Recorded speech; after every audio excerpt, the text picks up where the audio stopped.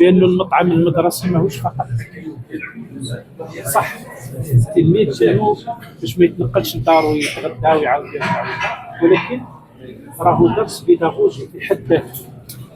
المطعم راهو بيداغوجي بالنسبه للدراري كيف 14 ياكلوا نفس الوجبه، يتعلموا امور اخرى من خلال الوجبات، يتعلموا امور اخرى.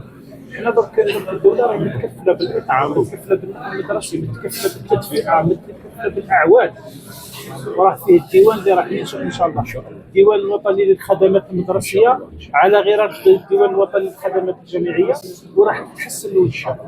اليوم التيارت راهي في 75 دينار للوجبه، كاين اللي راه في ميزانيه البلديه، كاين اللي راه في ميزانيه الولايه لتحسين الوجبه الغذائيه. اليوم رانا تقريبا في 110 دينار، حسابات ابريبري اللي درتهم هكذا، واحد 110 دينار للوجبه الغذائيه.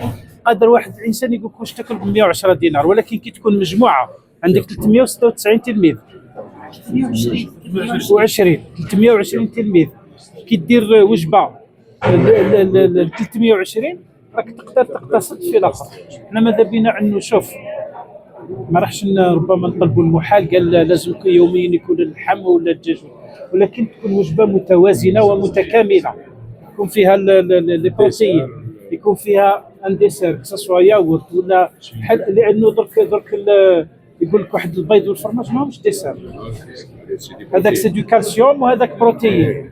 احنا على الاقل مره ولا مرتين في الاسبوع يكون فيه بروتين حيواني، ويكون فيه بروتين نباتي، ويكون فيه فاكهه ولا ما يعوضها، تشينا ولا الياغورت، ولا على الاقل تكون الوجبه متوازنه وتكون متكامله. هذا هو، وتكون صحيه. هذا هو اللي نسعاو له ان شاء الله. علاش رانا نحرصوا على تحسين الوجبات؟ الوجبه ماهوش دور غذائي فقط، دور بيداغوجي قبل ما تكون دور غذائي.